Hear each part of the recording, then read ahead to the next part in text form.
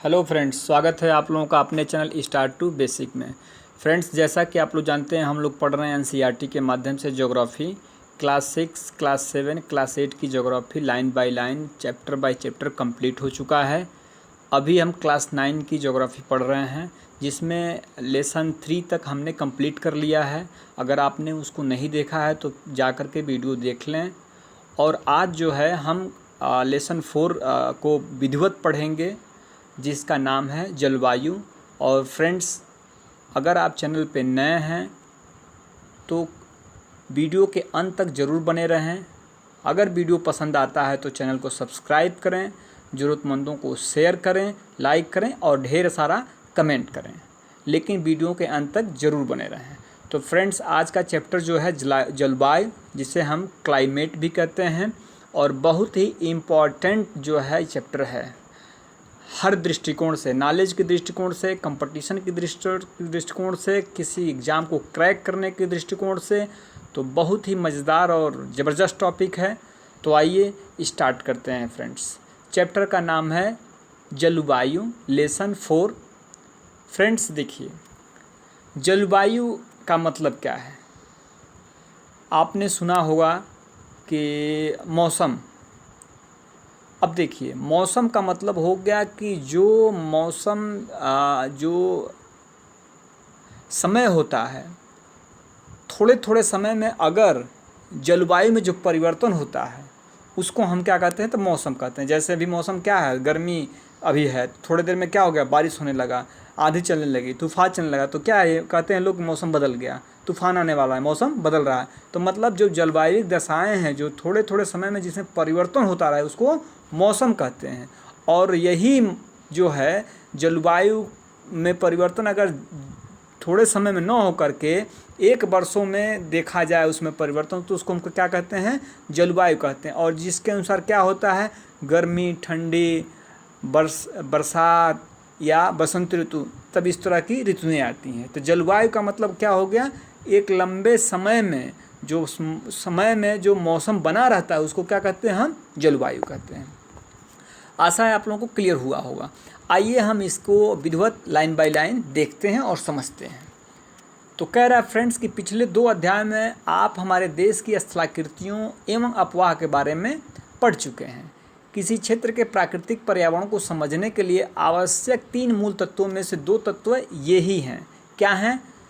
कह रहा है कि आप तीसरे तत्व अर्थात हमारे देश की वायुमंडलीय अवस्था के बारे में पढ़ेंगे।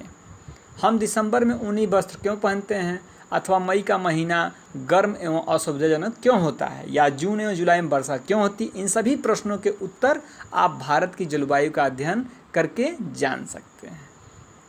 कह रहा है फ्रेंड्स, एक विशाल क्षेत्र में, मतलब देखिए, अब जलवायु का यहाँ डिफिनेशन ये दे रहे हैं कि एक विशाल क्षेत्र में लंबे समय अवधि, मतलब 30 वर्ष से भी अधिक हो, में मौसम की जो अवस्थाएं होती हैं उसका विविधताओं का जो कुल योग होता है वही जलवायु है। कहने का आशय वही हो गया कि एक लंबे समय अवधि में जो मौसम की अवस्थाओं में जो परिवर्तन देखने को मिलता है उसी को हम क्या कहते हैं, जलवायु कहते हैं। मौसम एक विशेष समय में एक क्षेत्र के वायुमंडल की अवस्था को बताता है। मौसम तथा जलवायु के तत्व जैसे क्या हैं, तापमान, वायुमंडलीय दाब, पवन, आर्द्रता तथा वर्षण एक ही होते हैं। आपने अवश्य ध्यान दिया होगा कि मौसम की अवस्था प्रायः एक दिन में ही कई बार क्या होता है, बदलती है, लेकिन फिर भी कुछ सप्ताह महीनों तक वायुमंडलीय अवस्था लगभग एक समान ही बनी रहती है। जैसे दिन गर्म या ठंडे, हवादार या शांत, आसमान बादलों से घिरा या साफ तथा आर्द्र या शुष्क हो सकते हैं। महीनों के औसत वायुमंडलीय अवस्था के आधार पर वर्ष को ग्रीष्म ऋतु, शीत ऋतु या वर्षा ऋतु में हम विभाजित करते हैं। ठीक है। विश्व को अनेक जलवायु प्रदेशों में भी बांटा गया है। कह रहा है, क्या आप जानते हैं कि भारत की जलवायु कैसी है तथा ऐसा क्यों है, इस संबंध में इस अध्याय में हम लोग पढ़ेंगे। अब देखिए, मानसून शब्द की जो उत्पत्ति हुई है, देखिए एक ऑब्जेक्टिव मिल रहा है आप लोगों को। मानसून शब्द की जो उत्पत्ति है वो अरबी भाषा के किस शब्द से हुआ है, तो मौसम शब्द से हुआ है, जिसका शाब्दिक अर्थ क्या होता है, मौसम। मानसून का अर्थ है एक वर्ष के दौरान वायु की दिशा में ऋतु के अनुसार परिवर्तन। अब भारत की जलवायु को मानसूनी जलवायु कहा जाता है। एशिया में इस प्रकार की जलवायु मुख्यतः दक्षिण तथा दक्षिण पूर्वी में पाई जाती है। भारत का जलवायु कैसी है फ्रेंड्स? तो मानसूनी जलवायु है। और यह जलवायु कहाँ कहाँ पाई जाती है? दक्षिण में तथा दक्षिण पूर्व में पाई जाती है। सामान्य प्रतिरूप में लगभग एक रूपता होते हुए भी देश की जलवायु अवस्था में स्पष्ट प्रादेशिक भिन्नताएं हैं। आइए हम दो महत्वपूर्ण तत्व तापमान एवं वर्षण को लेकर देखें कि एक स्थान से दूसरे स्थान पर तथा एक मौसम से दूसरे मौसम में इनमें से किस प्रकार की भिन्नता है। गर्मियों में देखिए राजस्थान के मरुस्थल में कुछ स्थानों का तापमान क्या हो जाता है? 50 डिग्री तक पहुँच जाता है, जबकि जम्मू कश्मीर के पहलगाम में तापमान लगभग 20 डिग्री सेल्सियस रहता है। देखिए अब कह रहा है तापमान की बात, तो राजस्थान में चूरू एक जगह है, वहाँ टेम्परेचर सबसे ज़्यादा अभी देखने को मिल रहा है। ठीक है। अब जम्मू कश्मीर के कह रहे हैं पहलगाम में तापमान 20 डिग्री सेल्सियस रहता है। सर्दी की रात में जम्मू कश्मीर में द्रास जो है, देखिए जम्मू कश्मीर में जो द्रास है सबसे जो है ठंडा क्षेत्र है भारत का। याद रखिए आप लोग, इसका तापमान -45 डिग्री तक हो जाता है। जबकि तिरुवनंतपुरम जो है दक्षिण में अपना तिरुवनंतपुरम है, वहाँ का टेम्परेचर क्या रहता है? तो 22 डिग्री सेल्सियस हो सकता है। ठंड में वहाँ देखिए -45 हो रहा है, यहाँ 22 डिग्री सेल्सियस, मतलब नॉर्मल टेम्परेचर रह रहा है। कह रहा है कुछ क्षेत्रों में रात एवं दिन के तापमान में बहुत अधिक अंतर होता है। जैसे थार का मरुस्थल है, दिन का तापमान 50 हो जाएगा और रात का तापमान क्या हो जाएगा? गिर करके 15 डिग्री सेल्सियस पहुँच जाता है। दूसरी बार केरल या अंडमान निकोबार में दिन और रात का तापमान लगभग क्या होता है? समान रहता है। ठीक है। आप वर्षण की ओर ध्यान दें तो वर्षण के रूप तथा प्रकार में ही नहीं बल्कि इसकी मात्रा एवं ऋतु के अनुसार वितरण में भी भिन्नता होती है। हिमालय में वर्षण अधिकतर किस रूप में होता है? तो हिम के रूप में होता है। जैसे हिमालयी क्षेत्रों में वर्षा किस रूप में होती है? तो हिम के रूप में होती है। और शेष भाग में यह वर्षा किस रूप में होता है? तो बूंदों के रूप में होता है, वर्षा के रूप में होता है। कह रहा है कि मेघालय में 400 सेंटीमीटर से लेकर के और लद्दाख जो पश्चिमी राजस्थान में यह क्या होता है? 10 सेंटीमीटर से भी कम होता है। अब बारिश का जो दिखा रहा है कि मेघालय में आप जान रहे हो कि मशीन राम जो है मेघालय में जो है सबसे ज़्यादा वर्षा का, वहाँ पर सबसे ज़्यादा वर्षा मापा गया है। तो कह रहा है कि जो मेघालय जो पूर्वोत्तर प्रदेश अपने हैं उधर बारिश बहुत ज़्यादा होती है 400 सेमी तक। और लद्दाख जो है जैसे जम्मू कश्मीर के ऊपर जो अपना लद्दाख है और पश्चिम में राजस्थान है, यहाँ क्या हो जाता है? तो 10 डिग्री सेंटीमीटर से भी कम बरसात होती है। इसीलिए राजस्थान जो है गर्म मरुस्थल और लद्दाख को कोल्ड मरुस्थल कहा जाता है। एग्जाम में पूछा है, पीजीटी में भी कई बार क्वेश्चन आ चुका है कि कोल्ड मरुस्थल भारत का कौन सा है? तो क्या हो जाएगा? लद्दाख हो जाएगा। ध्यान रखिए आप लोग।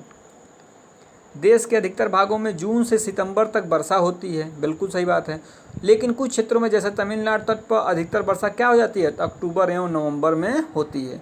अब तमिलनाडु का जो क्षेत्र है यानी पूर्वी जो क्षेत्र है भारत का, जो पूर्वी तट है उधर जो वर्षा किधर का रहा है? तो ये ठंडियों में वर्षा होती है। तो क्यों होती है इसका डिटेल हम लोग नीचे पढ़ेंगे। सामान्य रूप से तटीय क्षेत्रों के तापमान में क्या होता है? अंतर होता है।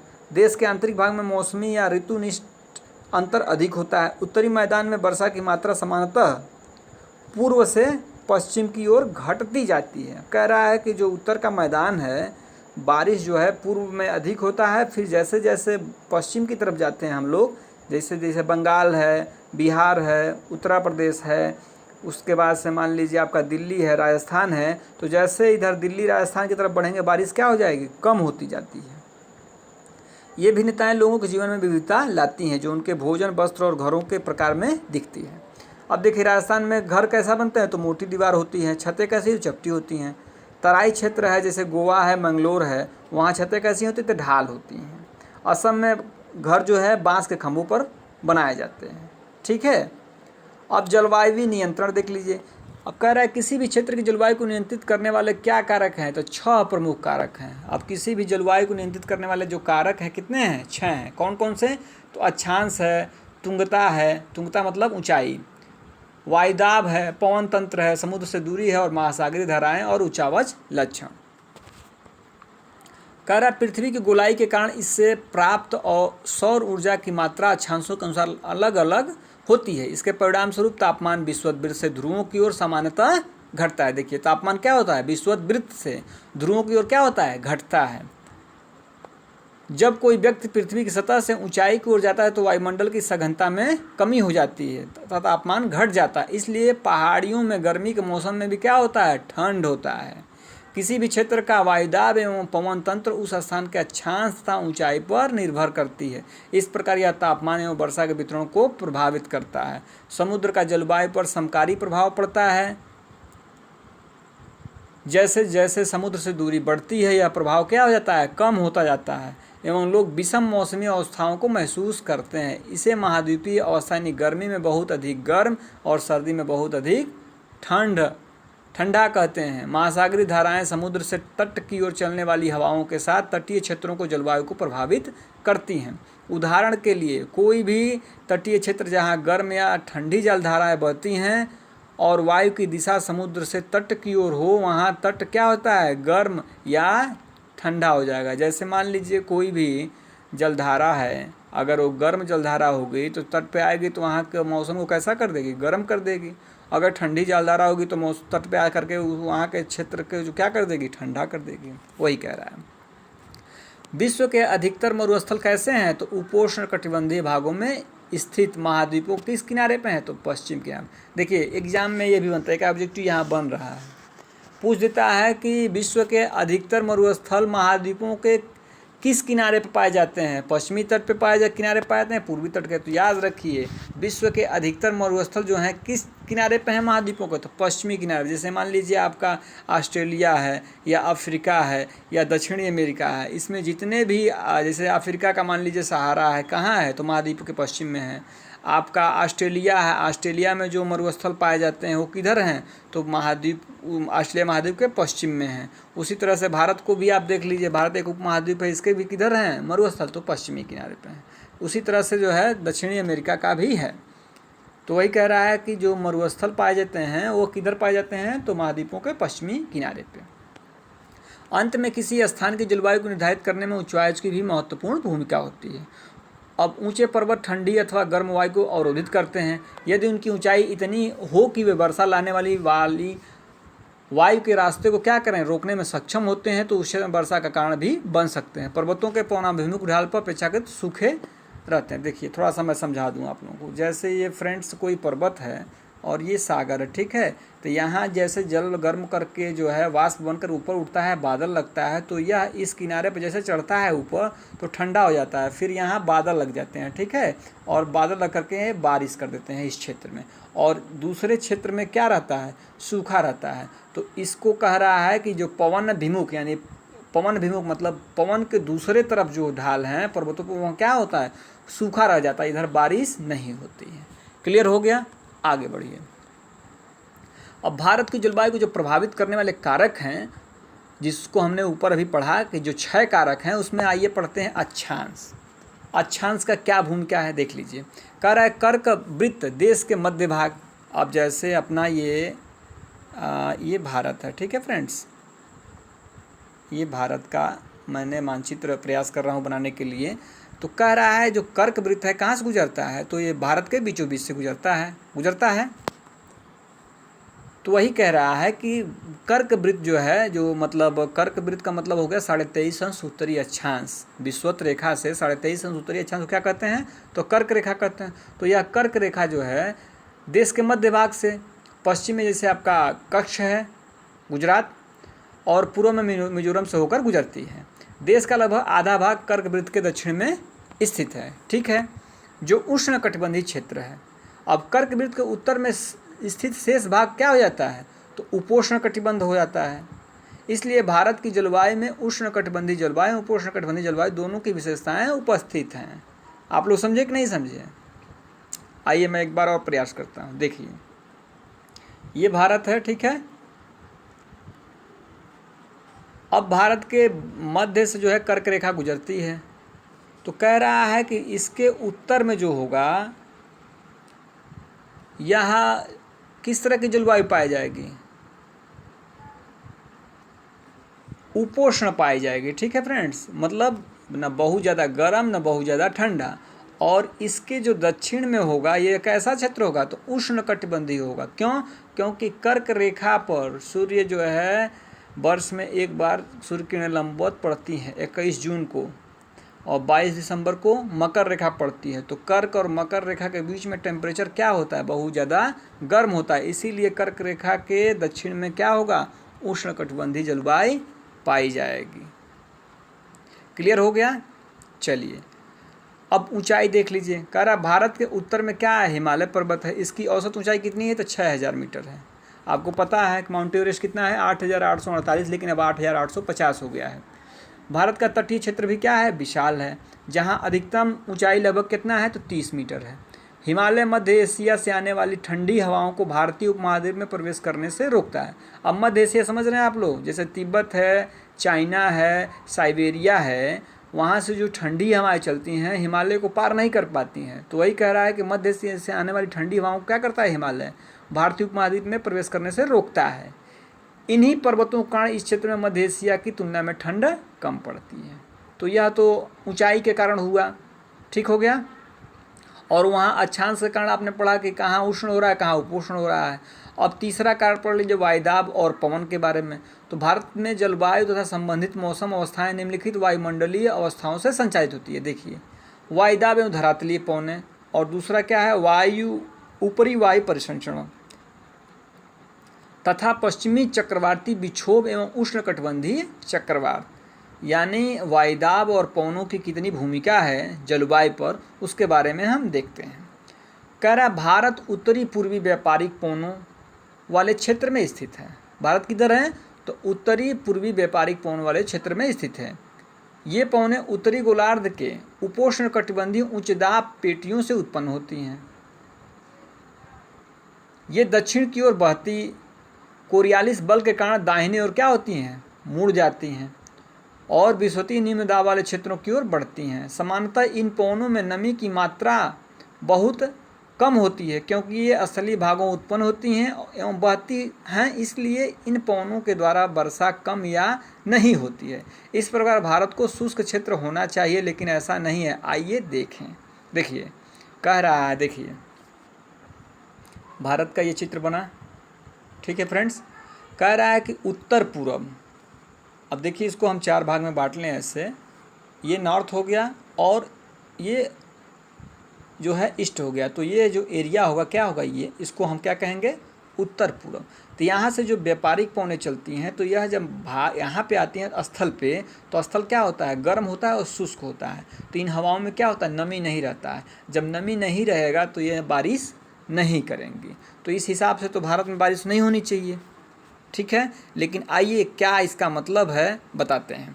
अब ये जब हवाएं यहाँ आती हैं स्थल में, यहाँ से उत्तर पूर्वी मानसून से, तो ये आगे बढ़ जाती हैं, ठीक है फ्रेंड्स, और चली आती हैं कहाँ, तो अरब सागर या हिंद महासागर में। और यहाँ से जब आती हैं तो कोरियालिस बल के कारण क्या होती हैं, उत्तरी गोलार्ध में अपने दाहिने तरफ और दक्षिणी गोलार्ध में बाएं की तरफ क्या हो जाती हैं, मुड़ जाती हैं, ठीक है। आइए कोरियालिस बल को देखते हैं।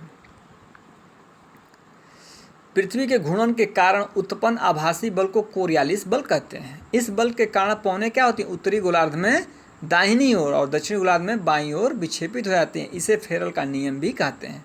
मतलब इस कोरियालिस बल के कारण क्या होता है, पृथ्वी में घूर्णन गति के कारण, जैसे ये पृथ्वी है अपना, ठीक है, और ये अपना विषुवत रेखा हो गया, ये 23.5 अंश उत्तर को कर्क, 23.5 अंश दक्षिण को मकर, और यहाँ से कोई हवा चलेगी, ठीक है, और जब यहाँ पे आएगी तो यह कोरियालिस बल के कारण कितना होगा, तो अपने दाहिने तरफ मुड़ जाएगी, ऐसे मुड़ जाएगी, ठीक है।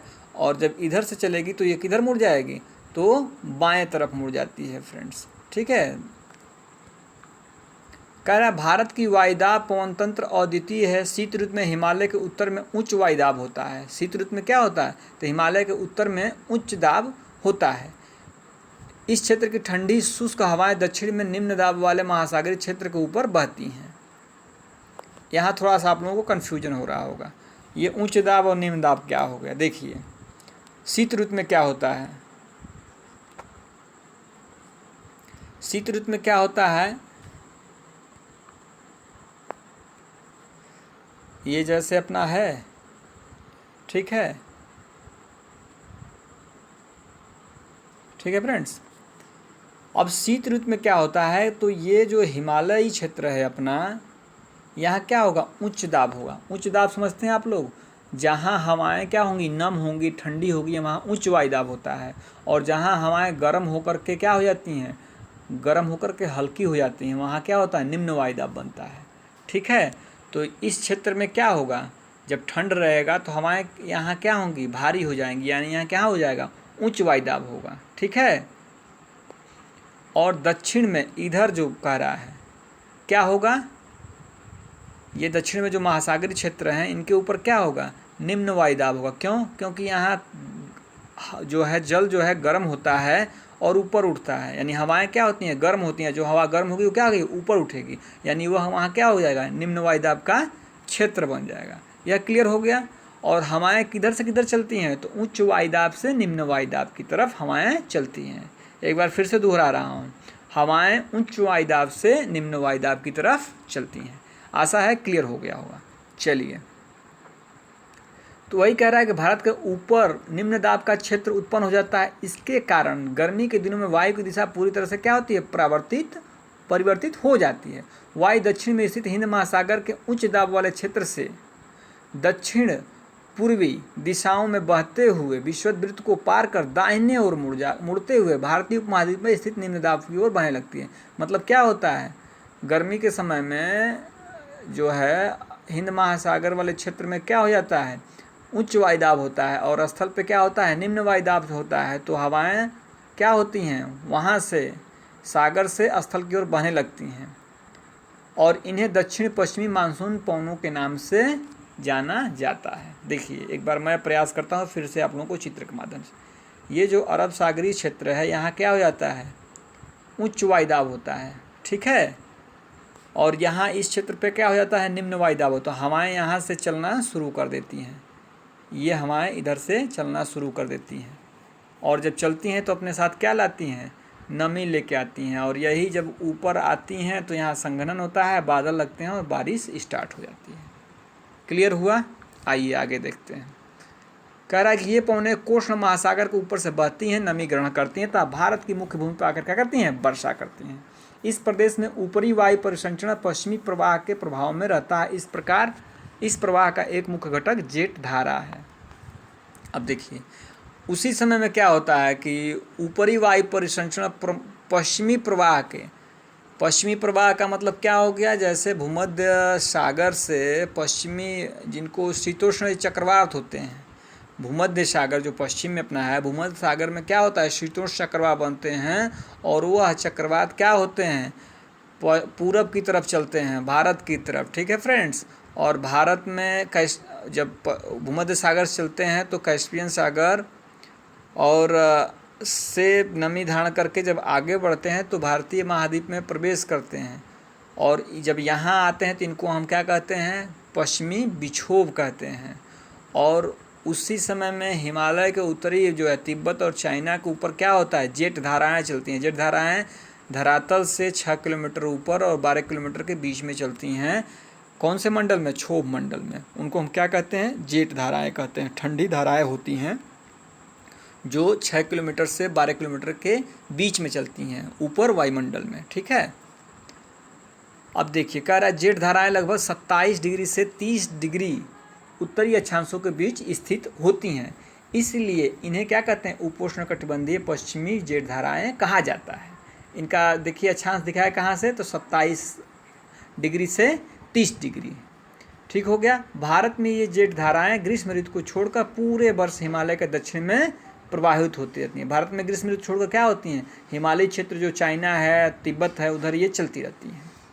इसे पश्चिमी प्रवाह के द्वारा देश के उत्तरी एवं उत्तरी पश्चिमी भाग में पश्चिमी चक्रवाती विक्षोभ भी कहते हैं। इसी को हम लोग क्या कहते हैं, ये होते हैं शीतोष्ण चक्रवात, जिसको हम भारत में पश्चिमी विक्षोभ कहते हैं। गर्मियों में सूर्य की आभासी गति के साथ ही उपोष्णकटिबंधीय पश्चिमी जेट धारा हिमालय के उत्तर में चली जाती है, एवं पूर्वी जेट धारा, जिसे उपोष्णकटिबंधीय पूर्वी जेट धारा कहते हैं, गर्मी के महीनों में प्रायद्वीपीय भारत के ऊपर लगभग 14 डिग्री उत्तरी अक्षांश में प्रभावित होती है। अब जेट धारा क्या है, तो ये देखिए, एक सकरी पट्टी में स्थित क्षोभ मंडल में, जो मैंने बताया अभी आपको, अत्यधिक ऊंचाई यानी 12,000 मीटर मतलब 12 किलोमीटर हो गया, वाली पश्चिमी हवाएं होती हैं। इनकी गति क्या होती है, 110 किलोमीटर प्रति घंटा, एवं सर्दी में 184 किलोमीटर प्रति घंटा होती हैं। बहुत सी अलग अलग जेट धाराओं को पहचाना गया है, उनमें सबसे स्थिर मध्य अक्षांशीय एवं उपोष्णकटिबंधीय जेट धाराएं हैं। पश्चिमी चक्रवाती के बारे में देख लीजिए, विक्षोभ के बारे में। सर्दी के महीनों में उत्पन्न होने वाला पश्चिमी चक्रवाती विक्षोभ भूमध्यसागरीय क्षेत्रों से आने वाली पश्चिमी प्रवाह के कारण होता है। ये प्रायः भारत के उत्तरी एवं उत्तरी पश्चिमी क्षेत्रों को क्या करते हैं, प्रभावित करते हैं। उष्णकटिबंधीय चक्रवात मानसूनी महीनों के साथ 7 अक्टूबर एवं नवंबर के महीनों में आते हैं तथा ये पूर्वी प्रवाह के एक भाग होते हैं एवं देश के तटीय क्षेत्रों को प्रभावित करते हैं। क्या आपने आंध्र प्रदेश एवं उड़ीसा के तटों पर उनके द्वारा किए गए विनाश के बारे में पढ़ा सुना होगा। ये चित्र आप देख सकते हैं, ये देखिए, ये जो आप धारा देख रहे हैं यही है उपोष्ण पश्चिमी जेट स्ट्रीम जिनको बोलते हैं। यहाँ आप देख सकते हैं ये ऑस्ट्रेलिया की तरफ दिखा रहा है। ये देखिए, ये जो मैं बताया आप लोगों को ये दिखा रहा है, और ये जो है अरब सागर से जो हवाएं गर्म होकर के ऊपर जाती हैं जिसकी वजह से बारिश होता है। तो ये भारतीय उपमहाद्वीप में जनवरी महीने का ये मौसम है। ये जून का आप देख सकते हैं उसी तरह से।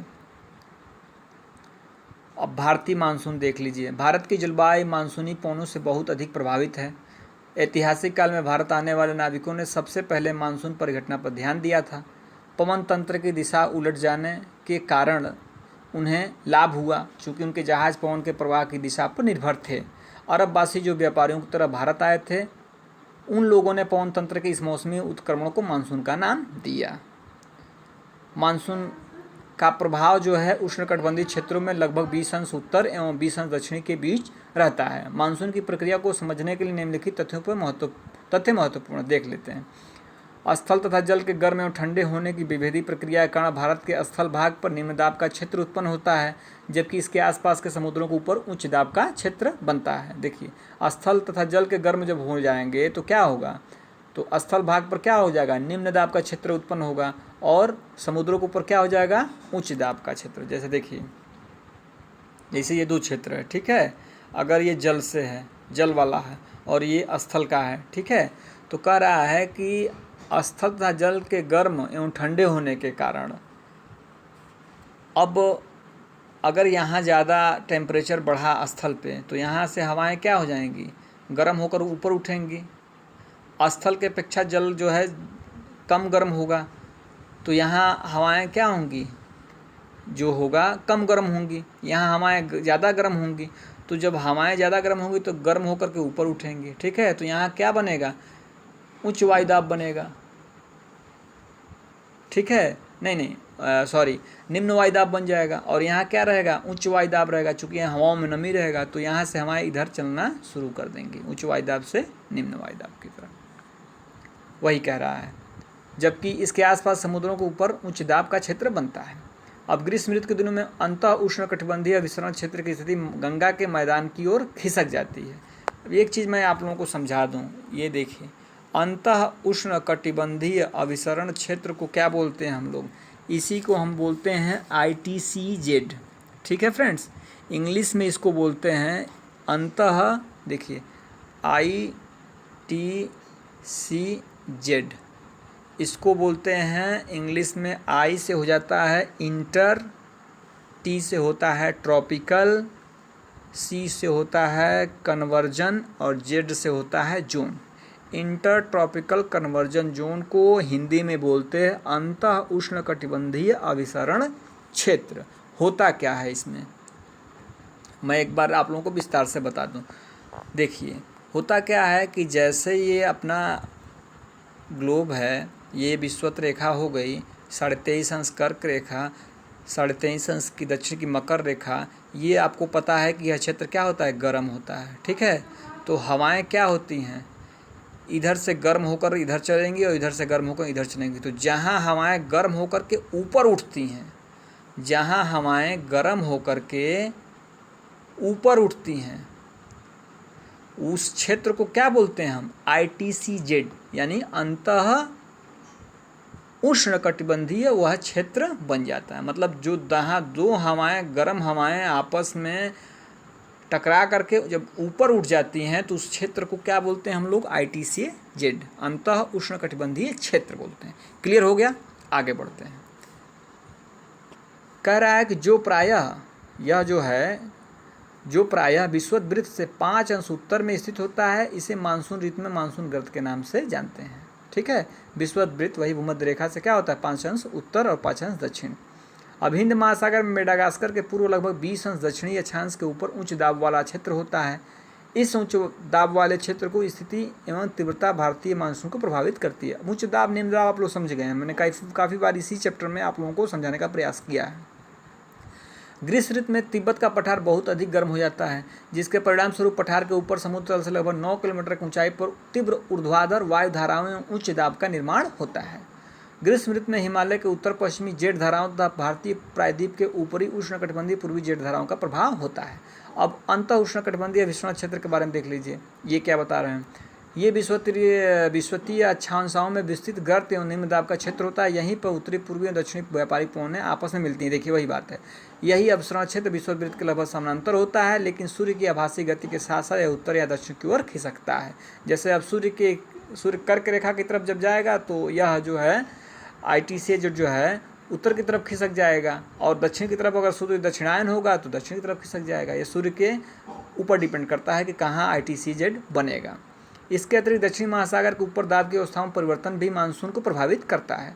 सामान्यतः जब दक्षिणी प्रशांत महासागर के उष्णकटिबंधीय पूर्वी भाग में उच्च दाब होता है, तब हिंद महासागर के उष्णकटिबंधीय पूर्वी भाग में निम्न दाब होता है। लेकिन कुछ विशेष वर्षों में वायु दाब की स्थिति विपरीत हो जाती है तथा पूर्वी प्रशांत महासागर के ऊपर हिंद महासागर की तुलना में निम्न दाब का क्षेत्र बन जाता है। दाब की अवस्था में इस नियत कालिक परिवर्तन को दक्षिणी दोलन के नाम से जाना जाता है। डार्विन उत्तरी ऑस्ट्रेलिया हिंद महासागर जो 12 अंश 30 मिनट है, दक्षिणी में 130 अंश पूर्व तथा इसके तहत प्रशांत महासागर 18 अंश दक्षिणी 149 दक्षिणी पश्चिमी के अंतर गणना मानसून की तीव्रता के पूर्वानुमान के लिए की जाती है। अगर दाब का अंतर ऋणात्मक है तो इसका अर्थ क्या होगा, औसत से कम तथा विलंब से आने वाला मानसून।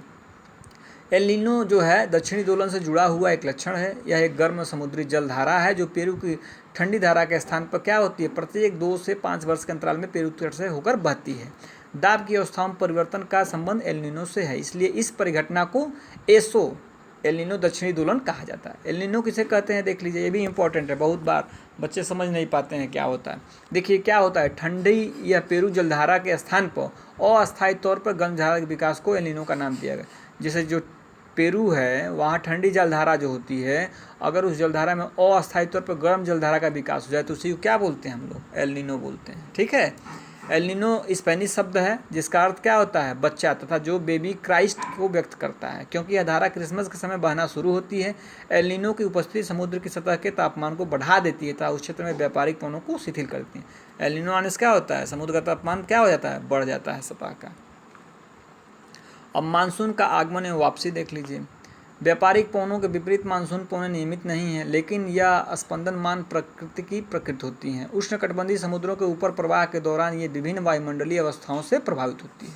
मानसून का समय जून के आरंभ से लेकर मध्य सितंबर तक 100 से 120 दिनों के बीच होता है।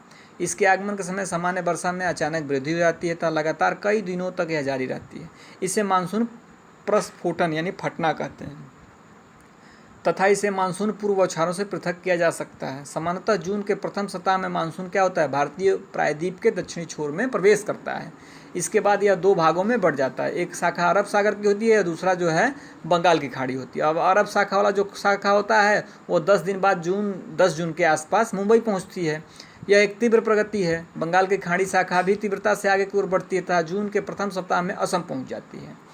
ऊंचे पर्वतों के कारण मानसून पवनें पश्चिम में गंगा मैदान की ओर मुड़ जाती है। अब जैसे जो बंगाल की खाड़ी से मानसून जब पड़ता है ऊपर, तो असम में जो पर्वतीय क्षेत्र है वहाँ से क्या होता है, मानसून वापस जो है गंगा की मैदान की ओर मुड़ जाता है और मध्य जून तक अरब सागर शाखा, अब मध्य जून तक जो है अरब सागर की शाखा क्या होती है, ये सौराष्ट्र कच्छ देश के मध्य भागों में पहुँच जाती है।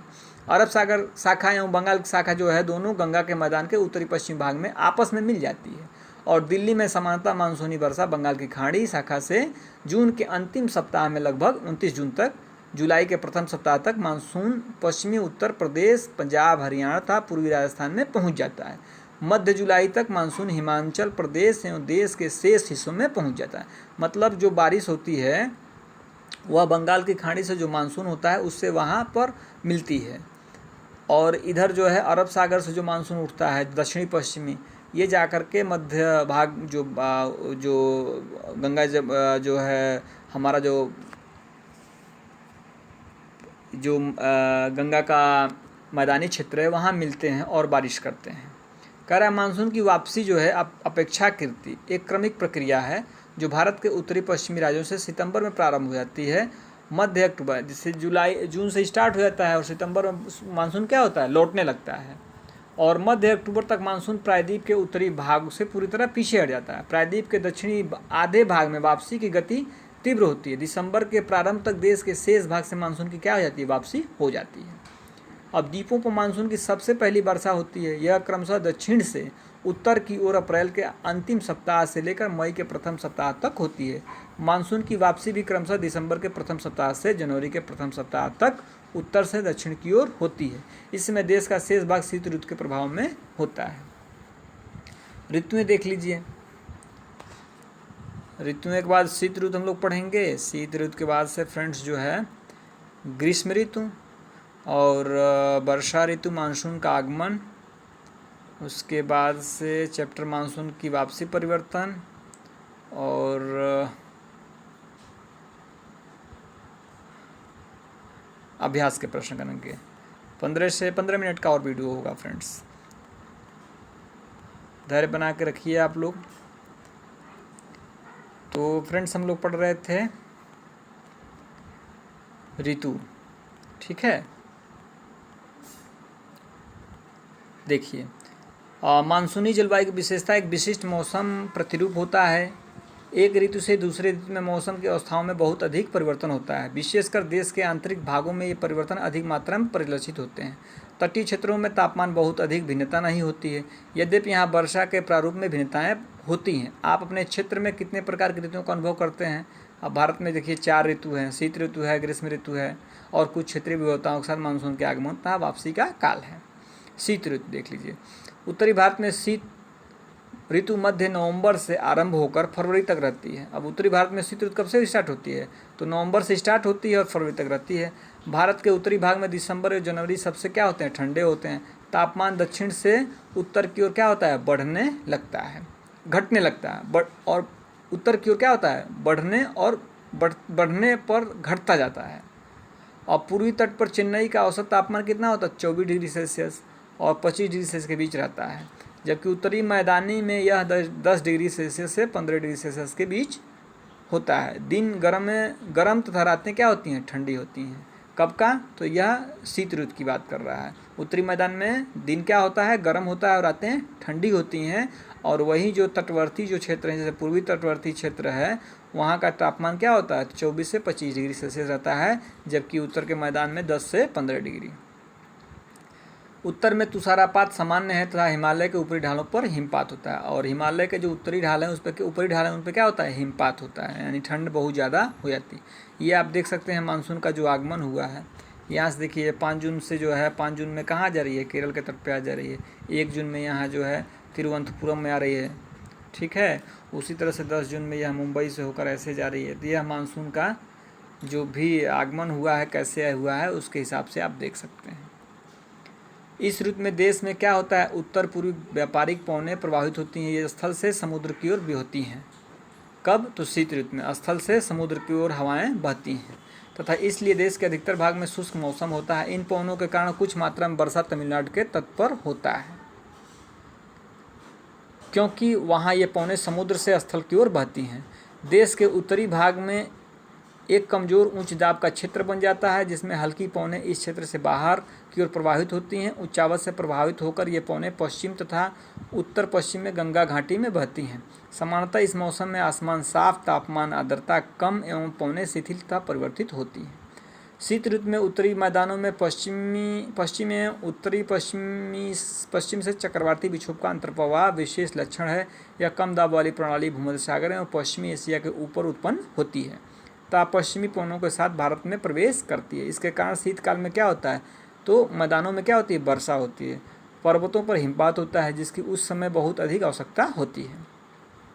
यद्यपि शीतकाल में वर्षा, जिसे स्थानीय तौर पर क्या कहते हैं, महावट कहा जाता है, की कुल मात्रा कम होती है, लेकिन ये रबी की फसलों के लिए बहुत महत्वपूर्ण होती है। कभी कभी आप लोग देखते हैं कि रबी जो है गेहूँ की जब फसल होती है तो उस समय भी वर्षा हो जाती है। तो वह वर्षा किस तरह की होती है? तो वह वर्षा पश्चिमी पवनों के कारण होती है। ठीक है। प्रायद्वीपीय भागों में शीत ऋतु स्पष्ट नहीं होती। समुद्री पवनों के प्रभाव के कारण शीत ऋतु में भी यहाँ तापमान के प्रारूप में 9 के बराबर परिवर्तन होता है। ग्रीष्म ऋतु देख लीजिए। कह रहा है सूर्य के उत्तर की ओर आभासी गति के कारण भूमंडलीय ताप पट्टी उत्तर की ओर खिसक जाती है। वही भूमंडलीय ताप पट्टी जिसको ITCZ कहते हैं। मार्च से मई तक भारत ग्रीष्म ऋतु होती है। ताप पट्टी के स्थानांतरण के प्रभाव का पता विभिन्न अक्षांशों पर मार्च से मई तक के दौरान रिकॉर्ड किए गए तापमान को देखकर लगाया जा सकता है। मार्च में दक्कन का पठार क्या होता है? उच्च तापमान होता है 38 डिग्री सेल्सियस। अप्रैल में मध्य प्रदेश गुजरात का तापमान लगभग 42 डिग्री सेल्सियस होता है। मई में देश के उत्तरी पश्चिमी भागों का तापमान सामान्यतः 45 डिग्री से तो होता है। भारतीय प्रायद्वीपीय भारत में समुद्री प्रभाव का तापमान कम होता है। प्रायद्वीपीय भारत जो है, जो तटवर्ती क्षेत्र हैं, वहाँ समुद्री प्रभाव कारण क्या होता है? तापमान कम होता है।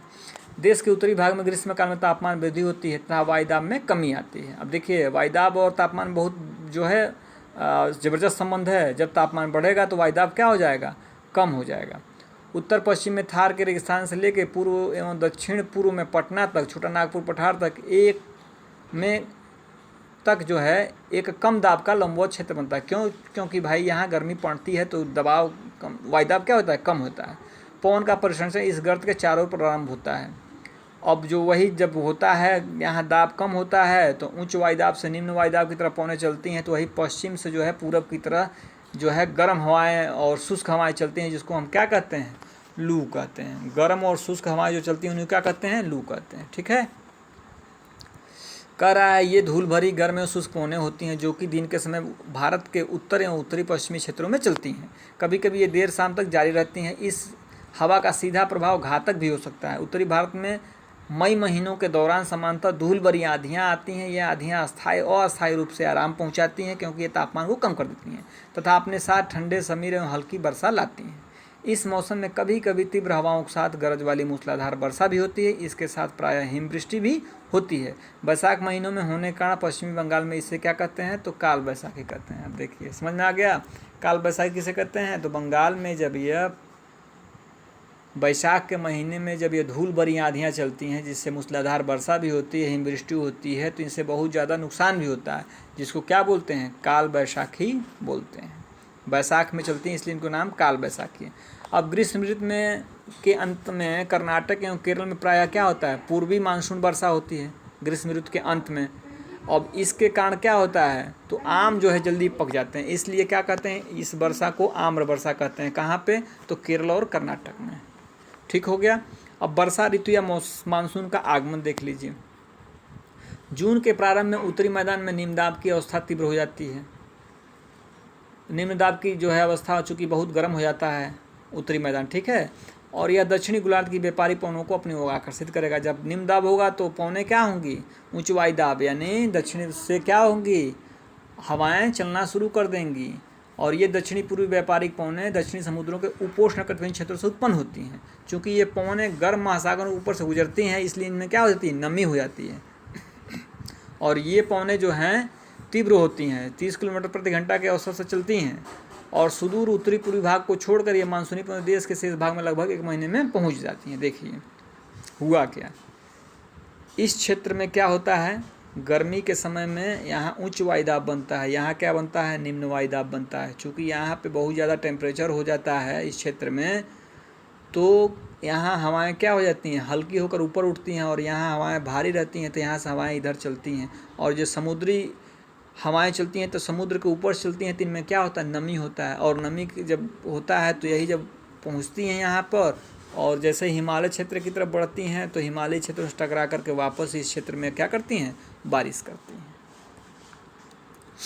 अब दक्षिण पश्चिम मानसून का भारत में अंतर्वाह यहाँ के जो दक्षिण, अब यही जो है देखिए, ये जो है अगर ऐसे करें तो ये साउथ हो गया, ये नॉर्थ हो गया, ये वेस्ट हो गया और ये ईस्ट हो गया। ठीक है।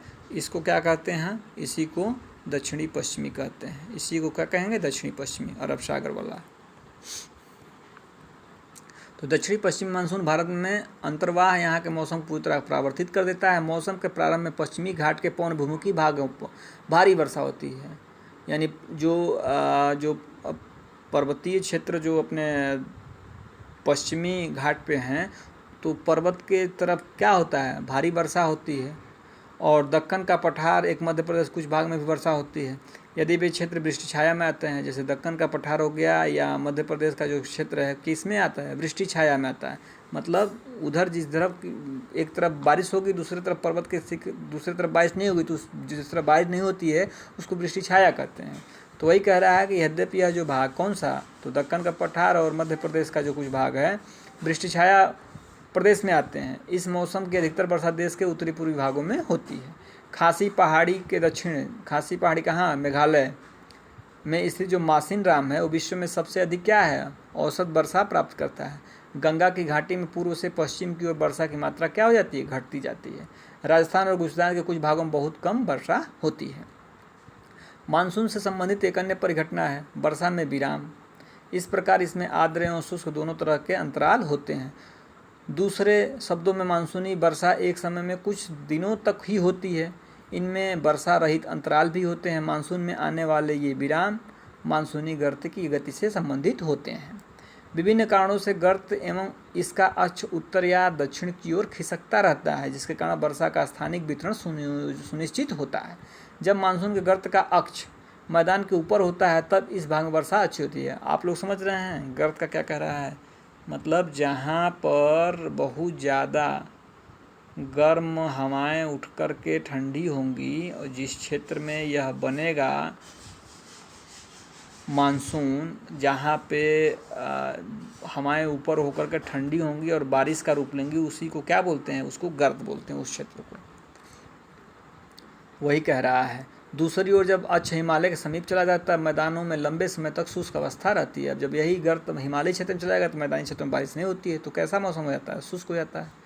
तथा हिमालयी नदियों को पर्वतीय जलग्रहण क्षेत्र में विस्तृत वर्षा होती है, और इस भारी वर्षा के कारण मैदानी क्षेत्रों में क्या होता है? विनाशकारी बाढ़ें आती हैं एवं जानमाल की भारी क्षति होती है।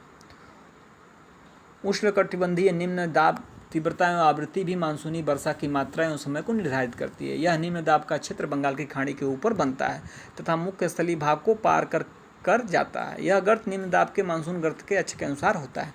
मानसून को इसकी अनिश्चितता के लिए जाना जाता है। शुष्क एवं आर्द्र स्थितियों को तीव्रता, आवृत्ति एवं समय काल में भिन्नता होती है। इसके कारण यदि एक भाग में बाढ़ आती है तो दूसरे भाग में क्या होता है? सूखा पड़ता है। इसका आगमन एवं वापसी प्रायः अव्यवस्थित होता है, इसलिए कभी कभी देश के किसानों कृषि कार्यों को अव्यवस्थित कर देता है। मानसून की वापसी देख लीजिए। अक्टूबर नवंबर के दौरान दक्षिण की तरफ सूर्य क्या होता है? आभासी गति के कारण मानसून गर्त या निम्नदाब वाला गर्त बनता है। अब देखिए, जैसे ठंड बढ़ेगी उत्तर भारत में, तो दक्षिण भारत में क्या होगा? सूर्य बढ़ने लगता है मकर रेखा की तरफ। तो होता क्या है, आप जो ये आभासी गति है, मानसून का गर्त है, किधर चला जाएगा? तो यह दक्षिण की तरफ चला जाएगा, तो वहाँ क्या होगा? निम्न दाब वाला गर्त बनेगा। अब उत्तर मैदानी के ऊपर क्या हो? शिथिल हो जाता है। धीरे धीरे उच्च दाब प्रणाली इसका स्थान ले लेती है। दक्षिण पश्चिमी मानसून शिथिल हो जाते हैं, धीरे धीरे पीछे की ओर हटने लगते हैं। अक्टूबर के प्रारंभ में मानसून पौने उत्तर के मैदान से हट जाती हैं। अक्टूबर एवं नवंबर का महीना गर्म वर्षा ऋतु से शीत ऋतु में परिवर्तन का काल होता है। सही बात है, जब सूर्य जो है दक्षिणायन होने लगेगा तो उत्तर भारत में क्या होगा? शीत ऋतु प्रारंभ हो जाएगी, और दक्षिणी भारत की तरफ क्या होगा? दक्षिण की तरफ क्या होगा? गर्मी बढ़ने लगेगी। मानसून की वापसी होने से आसमान साफ एवं तापमान में वृद्धि हो जाती है। दिन का तापमान उच्च होता है, जबकि रातें क्या होती हैं? ठंडी होती हैं। स्थल अभी भी आर्द्र होता है। उच्च तापमान और आर्द्रता वाली अवस्था के कारण दिन का मौसम असहाय हो जाता है। इसे सामान्यतः क्वार का उमस के नाम से भी जाना जाता है। अक्टूबर के उत्तरार्ध में विशेषकर उत्तरी भारत में तापमान तेजी से गिरने लगता है। कह रहा फ्रेंड्स, मासिनराम विश्व में सबसे अधिक वर्षा वाला क्षेत्र है तथा स्टैलेग्माइट एवं स्टैलेक्टाइट गुफाओं के लिए प्रसिद्ध है। अब जब हम जो पढ़ेंगे जो स्थलाकृतियों के बारे में पढ़ेंगे तो उसमें स्टैलेग्माइट और स्टैलेक्टाइट आप पढ़ेंगे, ठीक है। जब मुख्य जो है स्थलाकृतिक बनावटों के बारे में इसका जिक्र होगा। नवंबर के प्रारंभ में उत्तर पश्चिम भारत के ऊपर निम्न दाब वाली अवस्था बंगाल की खाड़ी पर स्थानांतरित हो जाती है। यह स्थानांतरण चक्रवाती निम्न दाब से संबंधित होता है, जो कि अंडमान सागर के ऊपर उत्पन्न होता है। ये चक्रवात समांतर भारत के पूर्वी तट को पार करते हैं, जिनके कारण व्यापक एवं भारी वर्षा होती है। ये उष्णकटिबंधीय चक्रवात प्रायः क्या होते हैं? विनाशकारी होते हैं। गोदावरी, कृष्णा, कावेरी नदियों के सघन आबादी वाले डेल्टा प्रदेशों में अक्सर चक्रवात आते हैं, जिसके कारण बड़े पैमाने पर जान एवं माल की क्षति होती है। आप लोग हमेशा देखते होंगे कि तटवर्ती क्षेत्र किससे प्रभावित हो जाते हैं? चक्रवात से। कभी कभी चक्रवात उड़ीसा, पश्चिमी बंगाल एवं बांग्लादेश के तटीय क्षेत्रों में पहुंच जाते हैं। कोरोमंडल तट पर अधिकतर वर्षा इन्हीं चक्रवातों के तथा अवदाबों से होता है। और जो कोरोमंडल तट है, अधिकतर वर्षा किससे होती है? तो चक्रवाती वर्षा से होती है।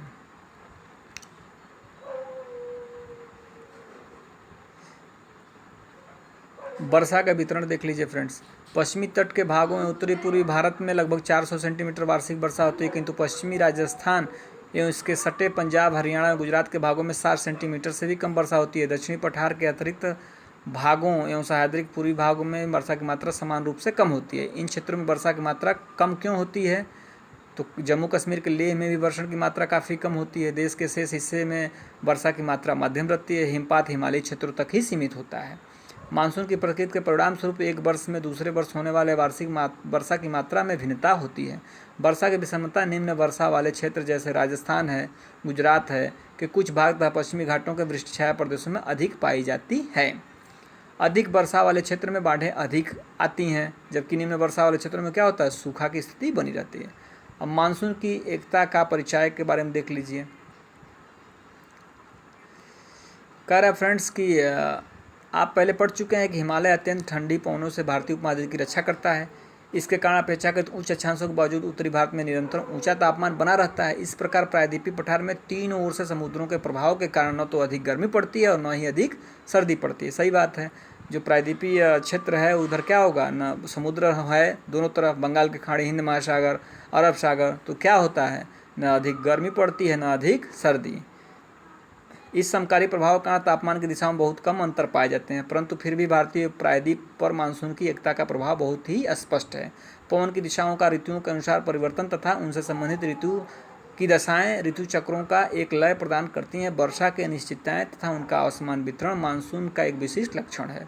संपूर्ण भारतीय भूदृश्य, इसके जीव तथा वनस्पति, इसका एक कृषि चक्र, मानव जीवन तथा इसके त्यौहार, उत्सव सभी इस मानसूनी लय के चारों ओर घूम रहे हैं। उत्तर से दक्षिण, पूर्व से पश्चिम संपूर्ण भारतवासी प्रतिवर्ष मानसून के आगमन की प्रतीक्षा करते हैं। ये मानसूनी पवनें हमें जल प्रदान कर कृषि की प्रक्रिया में तेजी लाती हैं एवं संपूर्ण देश को एक सूत्र में बांधती हैं। नदी घाटियाँ जो इन जलों का संवहन करती हैं, उन्हें भी एक नदी घाटी की इकाई का नाम दिया जाता है। तो फ्रेंड्स, इस तरह से हम लोगों का चैप्टर कंप्लीट हुआ। आइए अभ्यास के कुछ प्रश्नों को देख लेते हैं। कह रहा फ्रेंड्स, नीचे दिए गए 4 विकल्प हैं, इनको सही देखना है। कह रहा नीचे दिए गए स्थानों में किस स्थान पर विश्व में सबसे अधिक वर्षा होती है? तो आपने पढ़ा क्या? मसीनराम। कहाँ पे है? तो मेघालय में। दूसरा क्या है? ग्रीष्म ऋतु में उत्तरी मैदानों में बहने वाली पवनों को किस नाम से जानते हैं? तो फ्रेंड्स ये लू है। ठीक है। और कह रहा है निम्नलिखित में से कौन सा कारण भारत के उत्तर पश्चिमी भाग में शीत ऋतु में होने वाली वर्षा के लिए उत्तरदायी है? तो पश्चिमी विक्षोभ है फ्रेंड्स इसका। भारत में मानसून का आगमन निम्नलिखित में से कब होता है? तो आपको पता ही है, जून हो गया। ठीक है। निम्नलिखित में से कौन सी भारत में शीत ऋतु की विशेषता है? तो शीत ऋतु में क्या होगा? गर्म दिन होगा और रातें ठंडी होंगी।